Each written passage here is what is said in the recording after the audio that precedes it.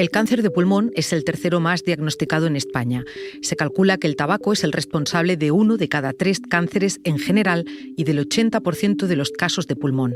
Y ese porcentaje provoca que muchas de las personas diagnosticadas sientan o les hagan sentir sentimientos que no afloran tanto en otros cánceres. Y la atención psicológica tan importante es distinta según dónde se encuentren. Eso cuando no tienen que buscarla por su cuenta o en asociaciones. Soy Silvia Cruz La Peña. Hoy en El País, cáncer de pulmón, una enfermedad con culpa.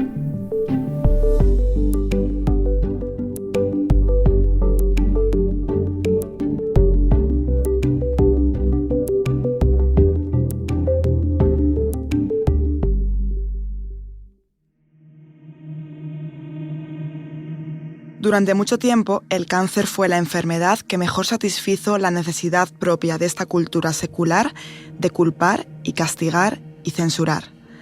El cáncer era individual y se lo suponía consecuencia no de alguna acción, sino de alguna inacción, como la falta de prudencia o de autocontrol. Estas palabras las escribió Susan Sontag a finales de los 80 en su libro El SIDA y sus metáforas.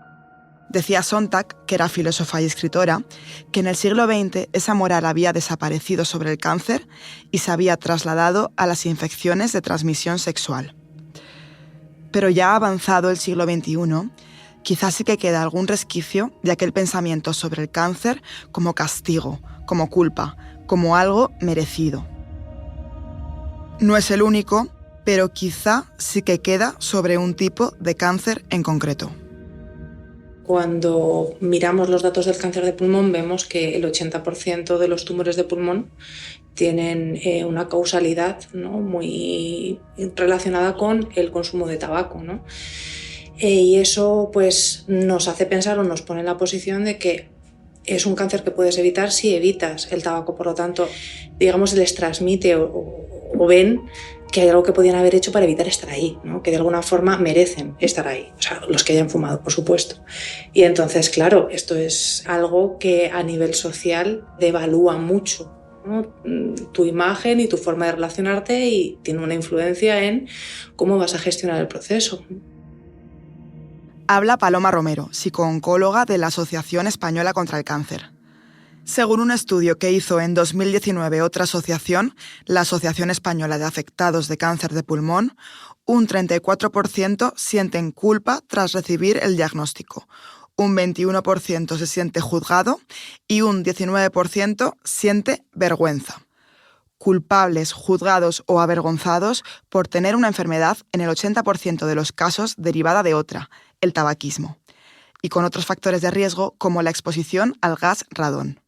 Y no solo está ese sentimiento, porque no solo puedes sentir ser culpable por haber fumado, sino por haber tenido malos hábitos, por haber bebido, por no haber hecho suficiente deporte. Realmente los sentimientos que se experimentan cuando llegas a un diagnóstico de cáncer de pulmón empiezan desde el miedo a la incertidumbre, a no saber a qué te vas a enfrentar. Los primeros consejos que se le puede dar a los pacientes pues, es hablar y compartir cuando uno quiere, porque no todo el mundo quiere hablar del tema, que hay que respetar los tiempos, rodearte de familia, de amigos, darte tiempo e intentar pedir ayuda, porque evidentemente esto es complicado y a partir del momento del diagnóstico todos los días son complicados. Y sobre todo también educar. La sociedad en general sigue teniendo un estereotipo muy sesgado de lo que es un paciente de cáncer de pulmón. O sea, yo, por ejemplo, fui diagnosticada con 35 años. Habla Stephanie Ollonarte da Rocha, vocal de la Asociación Española de Afectados de Cáncer de Pulmón. Hay cada vez más pacientes que necesitan este servicio de psicooncología, en este caso relacionado con el cáncer. Pero si se destinan menos recursos a la sanidad pública, ahí hay un problema. Muchos pacientes, poco personal. Entonces, sí que hay pacientes que acceden a través del sistema público, pero, como digo, no es suficiente. Entonces, a través de AEACAP, por ejemplo, tenemos el servicio de psicooncología porque da acceso, pues, precisamente a tener unas citas que quizás se alargarían más en el tiempo en el sistema público. La gente no es consciente de hasta qué punto el cáncer de pulmón está extendido. Es que los datos son alarmantes. Son más de 32.000 personas diagnosticadas en España al año. y más de 22.000 fallecen cada año.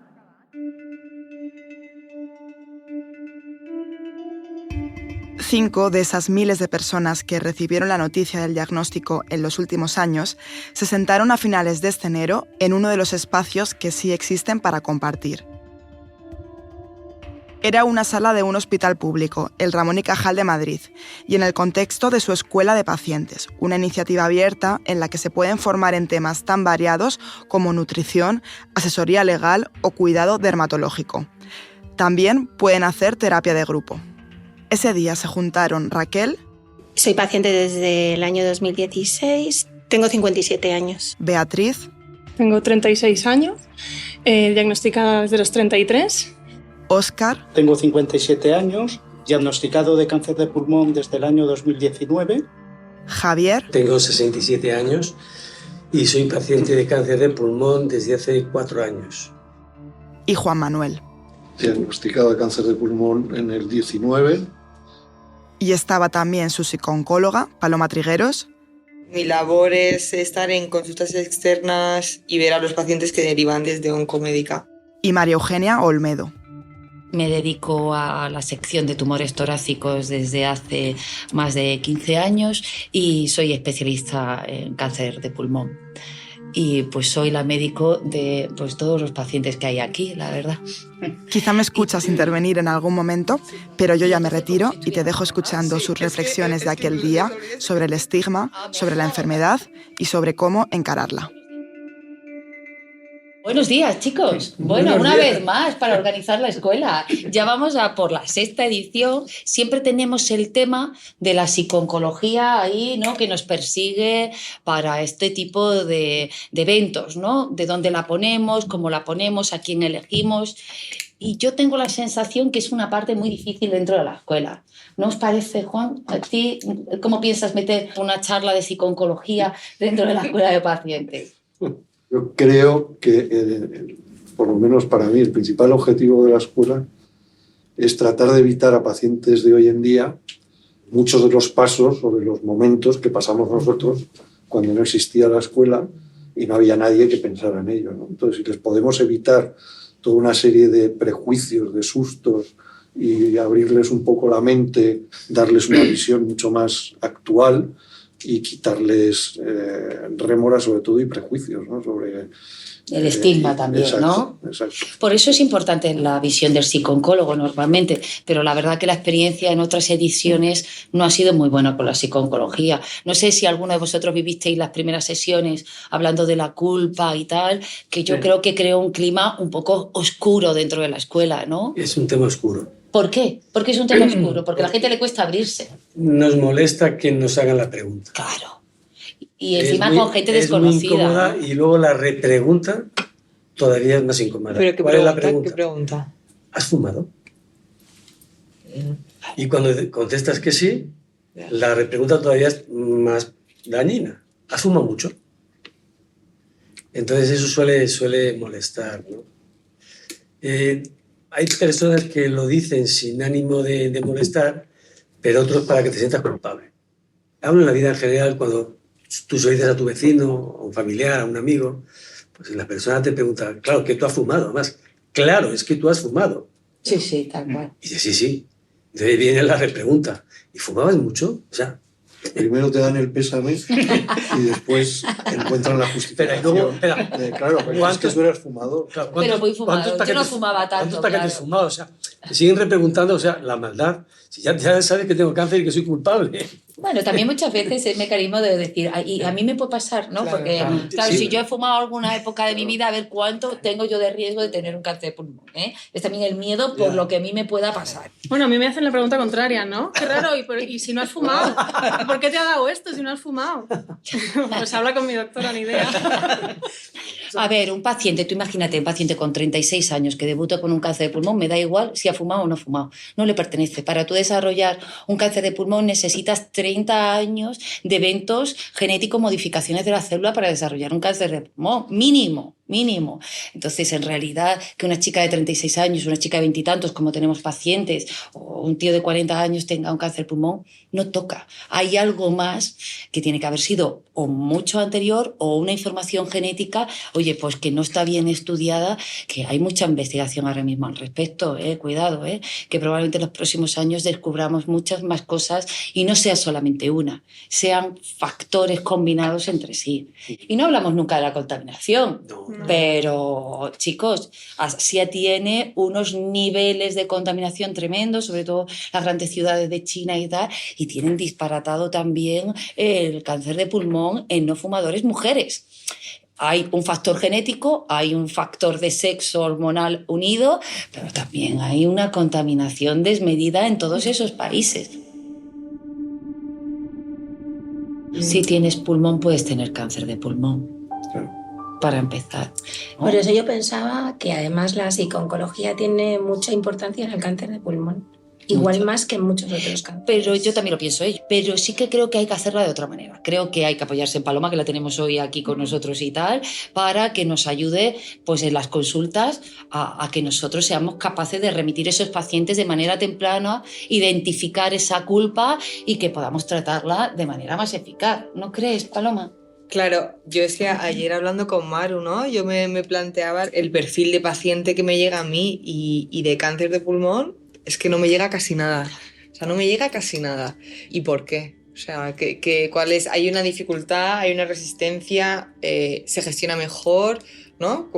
Porque además, ¿no? El discurso que yo tengo de muchos pacientes, ¿no? Y que están con un momento de gestión y como al principio es... Bueno, Paloma, es que yo además no he salido, no he bebido, no he fumado. ¿Por qué me pasa esto a mí? ¿No? Como esa frustración. Entonces, bueno, no sé si tiene que ver con esto que habláis del estigma o con esta parte social de a lo mejor la sociedad no me permite quejarme por esto que me ha pasado porque ¿no? me lo he buscado yo, ¿no? De alguna manera sí, cada vez que fumo me está recordando el paquete de tabaco de oye, te puede pasar esto, ¿cómo te vas a quejar, no? Si ya te lo estábamos diciendo aquí. Entonces, bueno, a mí eso me da que pensar, ¿no? ¿Qué es lo que pasa, no? Yo creo que es un paciente que me llega a la consulta derrotado. Pero yo lo que veo en la consulta es que es un paciente que no quiere oír ni hablar de psicólogo, que no quiere oír ni hablar de que, pues oye, pues que le despierten justo esa gestión que está haciendo de culpa, de estigma y de castigo. Es una barrera muy infranqueable en estos pacientes, la verdad. Muy distinta del paciente no fumador. Bueno, yo soy como ese 20%, ¿no? de personas que no han fumado nunca y que con 33 años me aparece un cáncer así, ¿no? Que para mí fue como un... No sé, es que no sé ni definirlo, como un barrido de mi vida, ¿no? De hecho, he dejado de trabajar, o sea, tengo cambios significativos en mi vida. Y yo la verdad es que yo soy una de las que siempre anima a que haya psicóloga. Yo soy psicóloga también y anima a que haya psicóloga o psicooncóloga o talleres de psicología, ¿no? La edad media de los pacientes... Más o menos que son 55, 65. No, la edad media de pacientes es mucho más superior, está por encima de los 65 años. Porque ese tipo de paciente no quiere ir a la escuela. No quiere escuchar ni oír. Porque daros cuenta que la gente que se suele asociar, la gente que quiere conocimiento, que quiere el poder de enfrentarse a la enfermedad con conocimiento que puedo hacer con la nutrición, con el ejercicio físico, con la psicología, cómo me puedo preparar de cara a una consulta y tal... Es un perfil muy distinto al que estamos hablando. Es un perfil de gente más joven, por debajo de los 60 años, con un corte vital drástico, como viene a decir Bea, ¿no? De repente estoy en la cumbre de mi vida y me llega esto de bofetón, necesito armas para poderme enfrentar en un momento determinado. Esa gente es la que normalmente es la que viene a la escuela. Maru, perdona, para la doctora yo estaba pensando en el perfil de género. Puede ser que hasta el momento en cáncer de pulmón históricamente hay más hombres, hasta el momento digo, ¿no? Hay más hombres que mujeres y los hombres quizás son más reacios. Totalmente. La doctora sabrá más de esto, ¿no? Pero somos más reacios. Las mujeres siempre estamos más abiertas a esta socorro, ayuda, sí. ¿no? Sí, o sea, los hombres por lo general, ¿no? A nivel de género es como un perfil mucho más evitativo. Y ¿no? El tipo de paciente que me llega a consulta que ha buscado información en internet, que yo no le recomiendo, siempre suele ser una mujer, ¿no? Él casi no quiere saber nada, incluso entra acompañado a su mujer, que ella es la que me cuenta cómo está él. Pero bueno, yo creo que también porque el tema de la salud mental es algo que hace unos años no se trataba y menos en hombres, ¿no? Esto siempre ha sido así, ¿no? Pues lo que nos han enseñado a no quejarme, a aguantarme las lágrimas, yo estoy bien, ¿no? Y las mujeres es distinto. Entiendo que hay una pescadilla que se muerde la cola. El cáncer de pulmón genera más culpa y por tanto haría falta más atención psicológica que en otros tipos de cáncer, pero precisamente porque te culpabilizas a ti mismo, pides menos ayuda que en otros. Muy bien definido. Exacto. Y tiene un estigma también para la sociedad. Yo cuando invito a los pacientes y tal a venir a la escuela, mucha gente no se lo ha dicho a sus familiares ni a sus vecinos. Es decir, no quieren que les graben, no quieren que les hagan fotos, no quieren salir en medios, porque en realidad es un estigma tener un cáncer de pulmón. Por lo que decía Javier, oye, aquí me van a preguntar si he fumado, cuánto he fumado y tal. Una de las cuestiones por las que evitas es que te miran directamente como... Con pena. Te vas a morir, pobrecita. Sí. No te lo dicen, pero te miran. Te lo miran, sí. No hace falta que te... Sí, ya, tú También ya... yo creo que a mí, por ejemplo, en mi caso, yo me he visto como tranquilizando o consolando a gente a la que le he dicho que tengo cáncer, ¿no?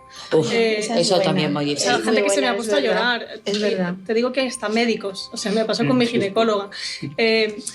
Claro, y entonces es como, ahora ya te piensas a quién se lo dices y a quién no, ¿no? Porque también luego está el otro bando, ¿no? De estas de, venga, tú puedes, a por todas, que esto no pueda contigo, que a mí por lo que me llega que fastidia también, ¿no? Igual, ¿no? Como que a veces, no.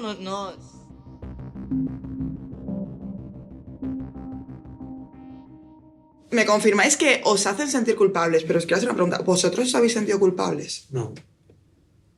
Yo soy fumador y no. No, porque en la época en la que nos metieron en el vicio, era una época en la que yo no estaba preparado para poder discernir. Un ejemplo. Después me vino la droga y yo ya pude elegir que no. La otra droga. Sí. Claro. ¿Vale? Otra de las muchas drogas que hay. Entonces yo no me siento culpable, me siento engañado, manipulado. Sí, porque antes estaba unido a lo varonil, ¿no? Desde los 13 o los 14 años el varón fumaba. La mayoría de edad. Ahora ya puedes fumar delante de nosotros. De hecho, esto está en la historia de la medicina, donde la industria tabacalera estadounidense diseñó beneficios del tabaco para la salud. Entonces, cuidado, que ahora la industria se ha transformado, pero sigue existiendo. Anda que no tenemos información, ¿no? Hoy en día, chavales de 13, 14, 15 años tienen toda la información disponible y siguen incorporándose al hábito del tabaco. O incluso no lo saben, porque vapean. Cigarrillo electrónico, que no lo ven como tal, cuando la industria tabacalera lo que está diseñando es una conducta, establecer la conducta para que cuando llegue el tabaco sea facilísimo incorporarte a ello. Yo voy a la Universidad de Medicina a dar clases y yo me encuentro a las alumnas de medicina, futuras médicos, fumando, vapeando en la puerta, en las aulas, ¿no? Sí. Eso significa que lo está haciendo muy bien. A ver, efectivamente, no se debe fumar, por lo que todos sabemos y tal, pero es que es una enfermedad en sí misma el tabaquismo, y es decir, no es culpa de este señor que haya estado 30 años fumando, a ver, es culpa de un sistema que ha pervertido todo, ¿no? Y que ha motivado que ese hombre se incorporara en el tabaco. Yo sí me llegué a sentir culpable, a pesar de que las doctoras me insistían, por lo que decía antes la doctora Olmedo, porque por la edad tampoco me había dado tiempo mucho. Y me insistían en que no era por que no era por el tabaco, que no tenía por qué ser, yo me sentí muy culpable. ¿Cómo lo gestionaste eso? Pues con una psicóloga. Sí. Sí, yo sí fui desde el primer momento, asistí y pedí ayuda, siempre. Muy bien, muy bien. Y me ayudó mucho, fue fundamental, para mí fue decisivo ir a la consulta de la psicóloga. Me ayudaron muchísimo en la Asociación contra el Cáncer, ¿cierto? Qué bueno. Muchísimo. Qué bueno, qué bueno. Pero ¿cómo pudiste gestionar esa culpa? ¿Qué fue lo que pasó? ¿Desapareció? ¿Se transformó en otra cosa? Nunca desapareció la idea verdaderamente. Se transformó en algo que se quedó ahí, pero yo creo que siempre pensé, bueno, seguramente si no hubiera fumado, igual no me hubiera pasado. No, pero fui transformándolo en éxitos. A medida que me iba curando, pues el éxito estaba por encima de la culpa, ¿no? Entonces los sentimientos iban cambiando. Me focalizaba en otras cosas. Pero me ayudó mucho, sí, porque yo sí estaba segura que me había pasado y fumaba poquísimo. O sea, que yo fumaba realmente. Era muy fumadora social, pero estaba segura que el estrés que tenía junto con eso habían sido los desarrolladores. Sí. Además, yo no se lo quise decir a prácticamente nadie. Me preguntaban qué tenía y yo decía que un tumor. Claro.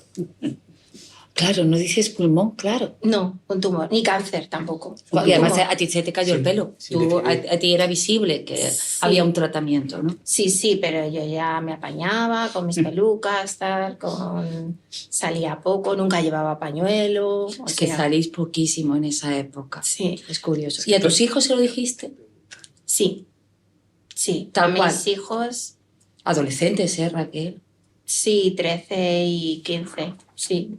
Sí, desde el primer momento no. Cuando pasó un mes y ya fui asimilando, ya fue cuando se lo pude decir. Pero en el trabajo me acuerdo que se lo dije a mi jefa y le dije, por favor, no se lo digas a nadie. O sea, no quiero que la gente lo sepa. ¿Y crees que eso tuvo que influir el tipo de cáncer o solo el ser? ¿Segura? Sí. Os quería preguntar, habéis mencionado un poco de paso, bueno, tú Raquel has hablado un poco de tus hijos, pero un poco por cómo se lo toman los familiares. ¿También hay un estigma o también lo han llevado peor por ser este tipo de cáncer? O no, en mi caso no, En mi caso no. Pero lo que te digo, personas fuera del entorno familiar que traen esas preguntas y repreguntas. No, en mi entorno familiar no. ¿Alguna recriminación, algún enfado de te lo dije? Bueno, pues yo veo la consulta. Sí, ¿no? Vamos. ¿No ves? La típica señora.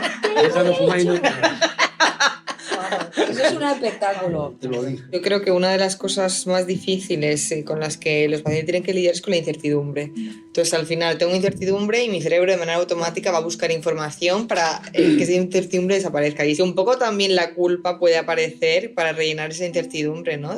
Yo estoy así y me doy la explicación y es por esto, ¿no? Los pacientes que no se pueden dar ninguna explicación pues lo viven con más angustia, ¿no? Que la explicación sea negativa, me ponga a mí en un lugar de señalado, ¿no? De esto es por tu culpa, pero me doy una explicación y hay una parte de mí como que se calma porque está entendiendo lo que está pasando, ¿no? La idea es poder cambiar la culpa en responsabilidad y desde ahí pues poder tomar las decisiones que hagan que la enfermedad pues no me haga tanto daño o no progrese en la medida en la que yo pueda colaborar en eso, pueda gestionarlo mejor y pueda tomar decisiones que a mí me cuiden, ¿no? Porque al final la culpa es como un sentimiento súper inútil, ¿no? Porque te hace rumiar mucho y no pasar a la acción, ¿no? Que al final aquí lo que queremos es, vale, hazte cargo no de por qué tienes la enfermedad, sino de ahora qué hago con la enfermedad, ¿no? Y cómo poder convivir con ella de una manera que no me afecte, ¿no? No me paralice, ¿no? Sé que estoy en un proceso oncológico, de acuerdo, ¿qué puedo hacer yo para adaptar mi vida y aceptar las pérdidas que puedo tener dentro de ese proceso, ¿no? Y pues desde ahí ir trabajando. Yo creo que ha mejorado, pero todavía queda, Yo también. Queda y no sé si te voy a decir que somos un poquito hipócritas. Porque manifestamos una cosa que en el fondo no sientes. Y eso todavía es más doloroso. Porque yo prefiero que me lo digas. No pasa nada. Soy culpable. Venga, ya soy culpable, ya está, ya me has condenado. No hace falta que sigas.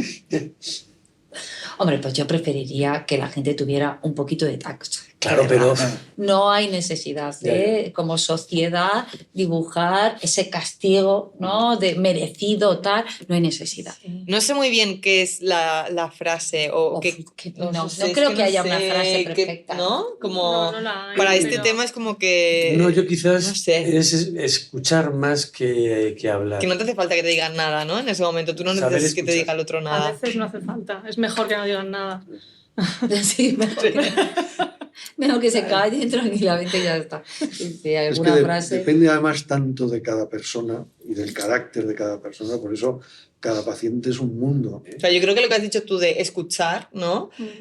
Como que nos cuentan algo y automáticamente te buscamos la solución a tu problema, ¿no? La gente termina con miedo cuando le dice el otro, tengo una enfermedad oncológica, un cáncer. Es que el otro termina paralizado diciendo, a ver qué frase voy a coger, ¿no? Que está ese prototipo de, a ver qué tal, que está procesando. No puedo hablar de lucha, de combate, no puedo hablar de qué guapa, qué bonita, qué feo, qué tal. Es muy difícil. Oye, qué buena cara, tampoco puedo decirlo. Entonces llega un momento que dices, a ver qué digo, ¿no?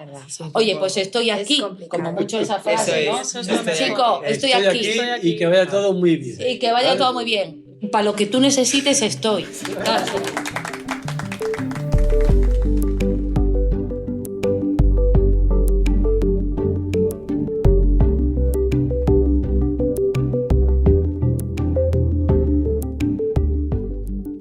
Este episodio lo ha realizado Belén Remacha, la grabación en estudio es de Nicolás Chabertidis, la edición de Ana Rivera, el diseño de sonido de David Gutiérrez.